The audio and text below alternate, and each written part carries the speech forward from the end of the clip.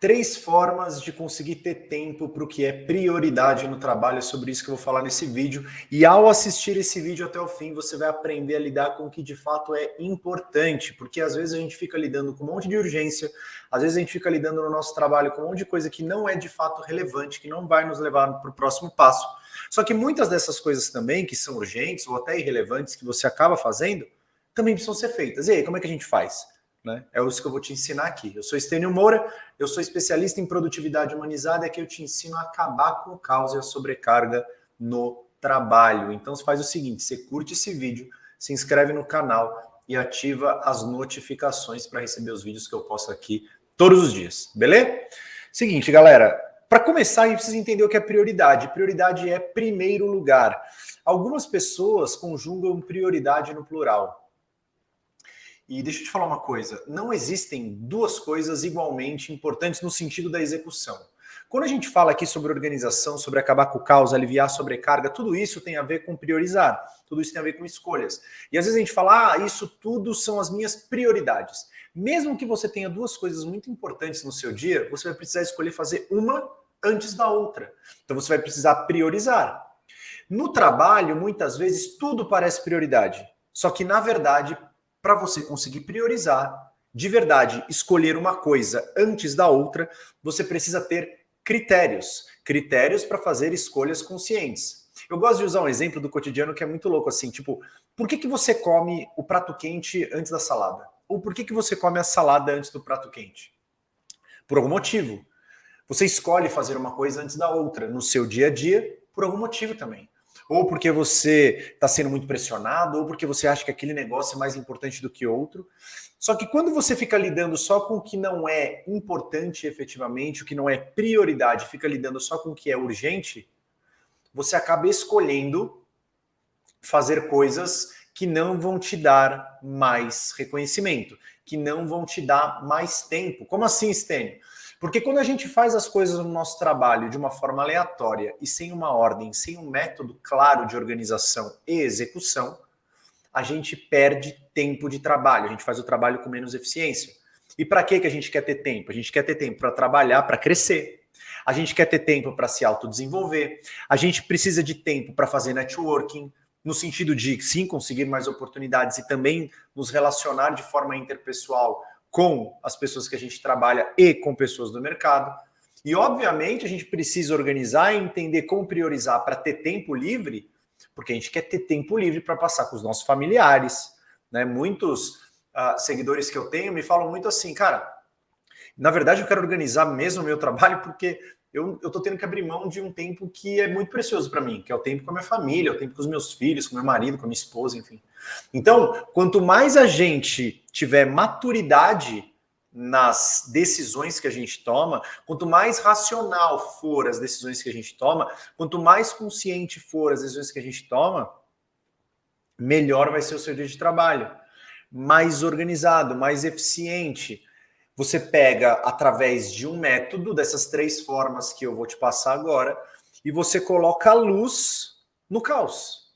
Quando você pega o caos, que é o excesso de trabalho, e esse caos ele se transforma em uma sobrecarga, ou seja, eu não consigo colocar ordem nesse caos. E por não conseguir colocar ordem nesse caos, esse caos me gera uma sensação de sobrecarga. A sobrecarga é, eu vejo tudo que eu tenho e eu não consigo dar conta. Eu não sei quando eu vou fazer, por que eu vou fazer, quem vai me ajudar, o que eu vou fazer primeiro, o que eu vou fazer depois.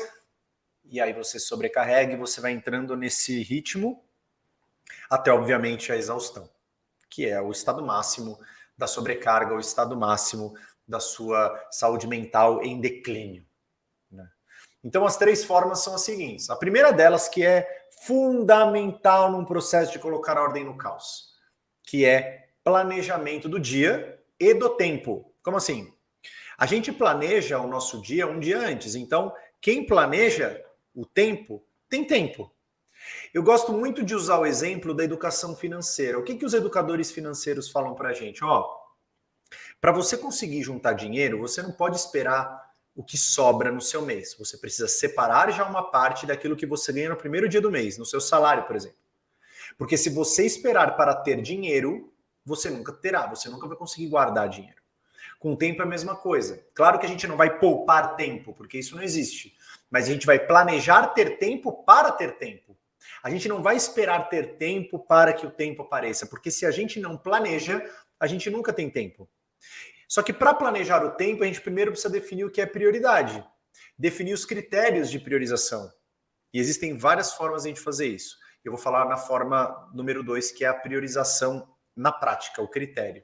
Mas a gente precisa fazer um planejamento de dia e entender daquelas tarefas, daquelas atividades que são importantes para nós, que são as mais importantes para nós, que constroem o que é prioridade para mim no dia, o tempo que eu vou utilizar para fazer essas atividades. Então eu olho para as minhas atividades, olho para a minha agenda de compromissos um dia antes e falo, peraí, eu consigo fazer, não consigo fazer.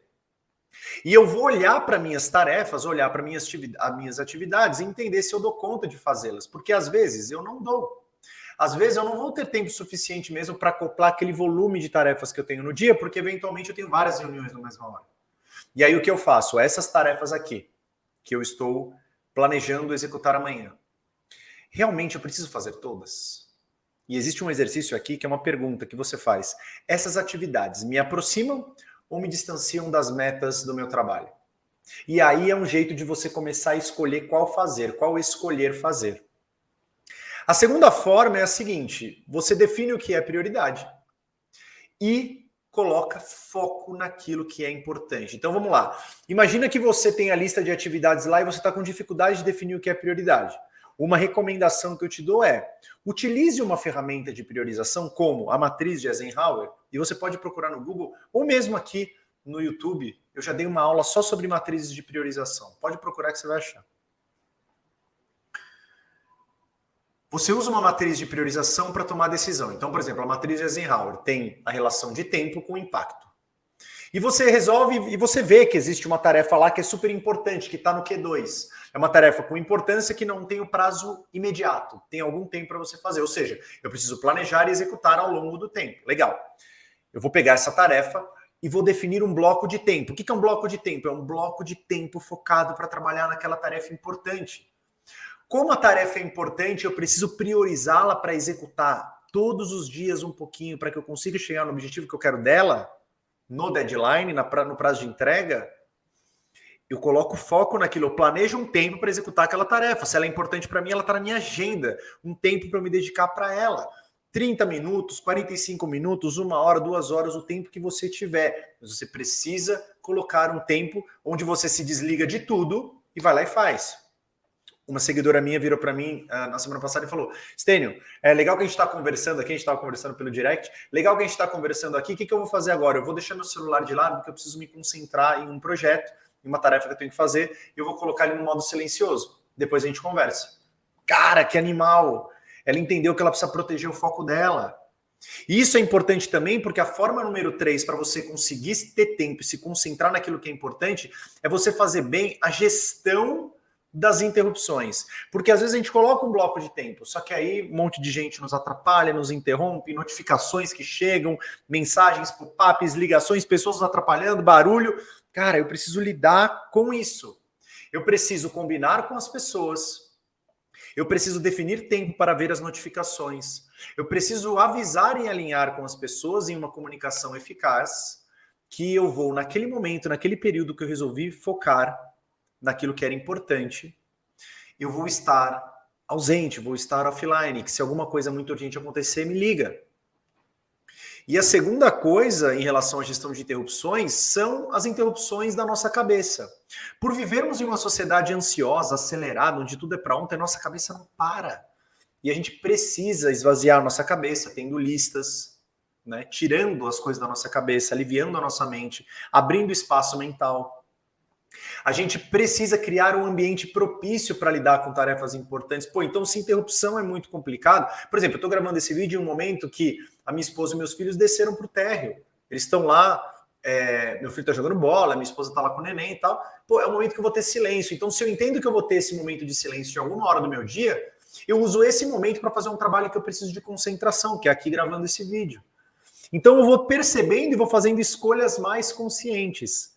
E todas essas escolhas têm a ver comigo, obviamente, e tem também a ver com os outros. Se eu quero proteger o meu foco, se eu quero ter tempo para lidar com o que é prioridade, com o que é importante no trabalho, eu preciso me comunicar de maneira eficaz. Falar com os meus pares, falar com os meus liderados, falar com os meus líderes, que naqueles momentos eu vou trabalhar de forma focada. E quando a gente tem tarefas importantes, prioridade da equipe, eu também falar com a minha equipe e definir com a minha equipe o que é prioridade. Não achar que eles vão adivinhar o que é prioridade. Para isso, você precisa sim ter reuniões de alinhamento de prioridade, tomada de decisão.